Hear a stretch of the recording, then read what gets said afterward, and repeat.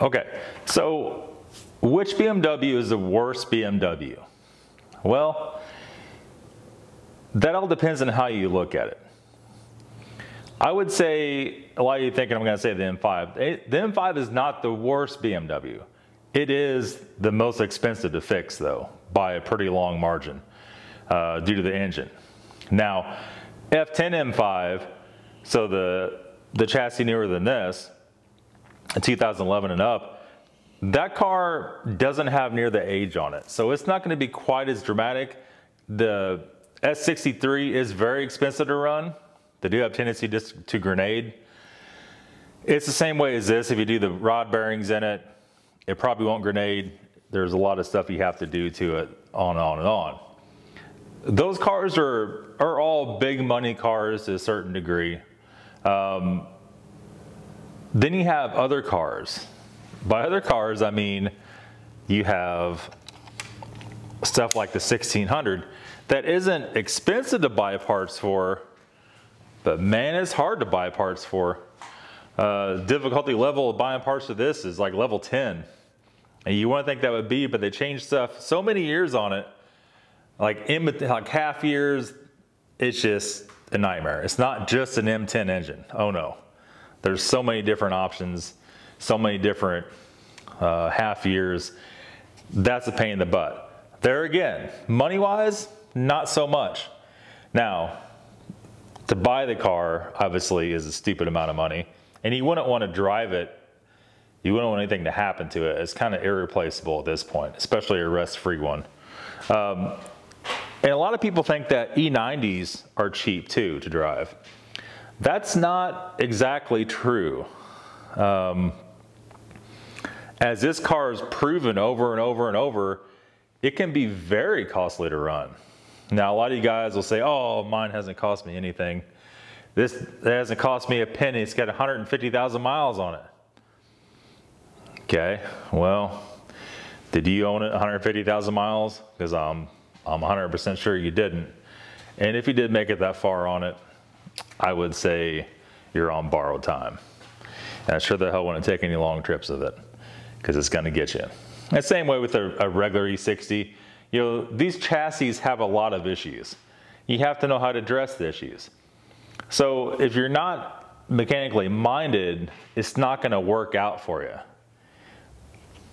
So just a base, like you can make, I don't know, I don't get ahead of myself here. For E90 stuff, if you made, let's say, 30 grand a year, and you fix it yourself, you could own that car. That's within the realm of owning that. If you made 30 grand a year and you could not turn a wrench to save your life, don't own that car. That's a bad idea. If you made, let's say you made 100 grand a year and you wanted an M5. You didn't know how to do anything yourself. You had to take it to the shop for everything. Don't own that car. It's a bad idea. That'll empty your bank account in a split second, repeatedly.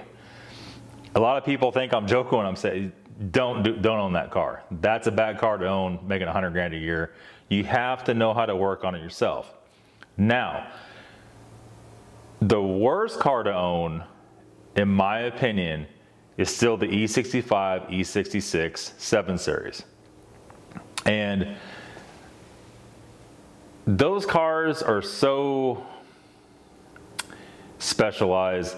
Like E60, it has a lot of stuff on it electronically, right? But the 7 Series is next level.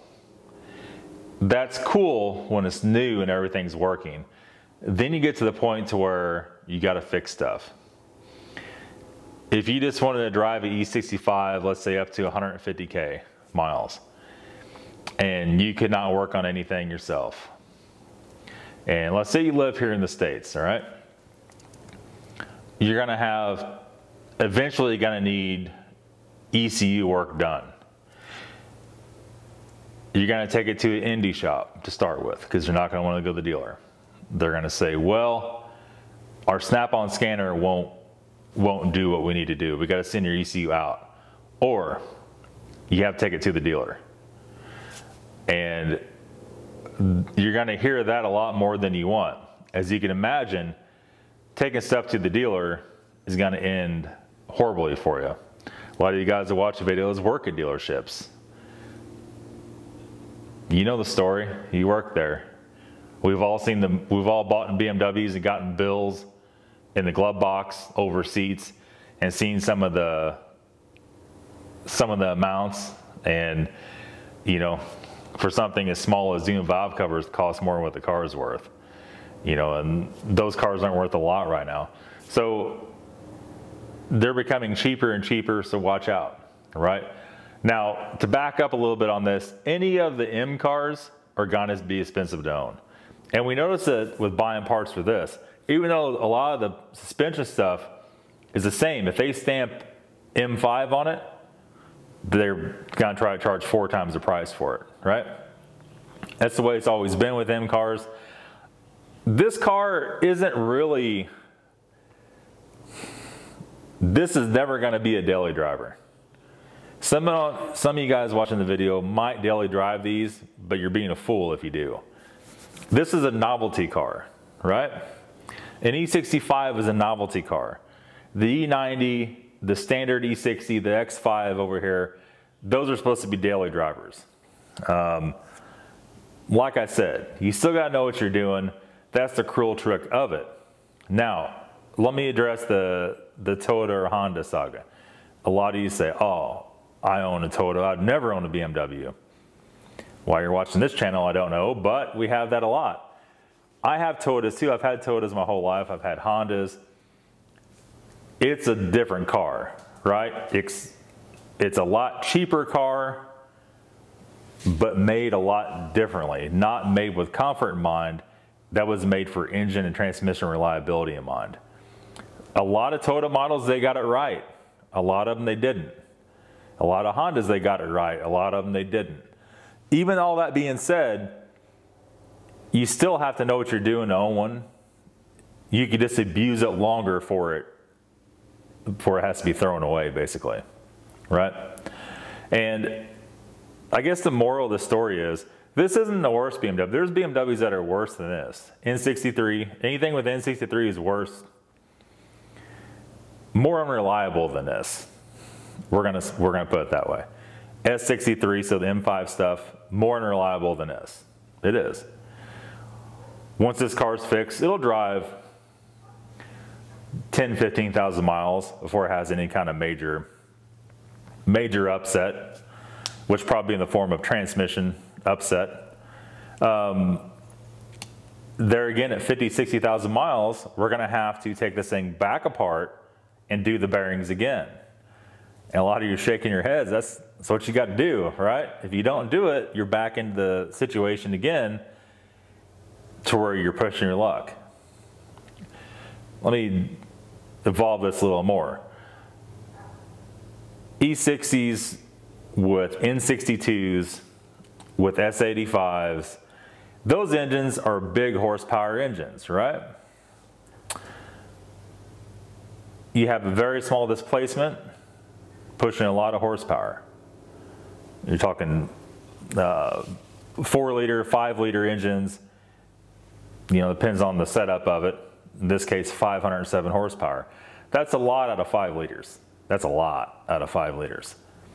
That's smaller than any LS. It's smaller than most anything with that kind of horsepower. And being naturally aspirated, it's kind of a cool setup. But you have to pay for that in return. Things wear out.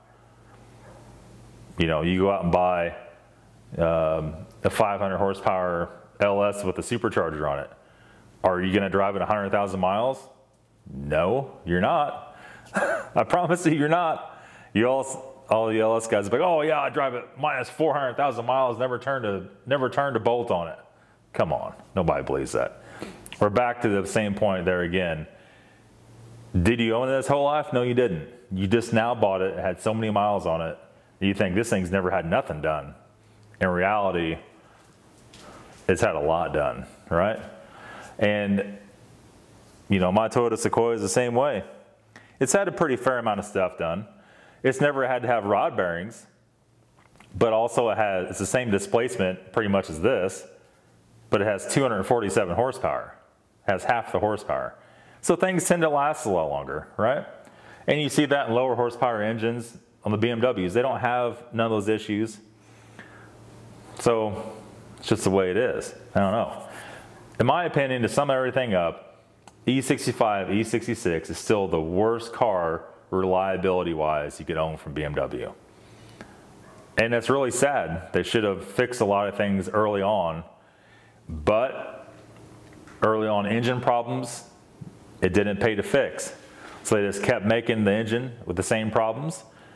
They tried to fix a couple things in newer years, but it still had the same valve seal issues, you know, in older cars, timing chain guide issues, EGR port problems, hell man, I don't know, all kinds of stuff, right?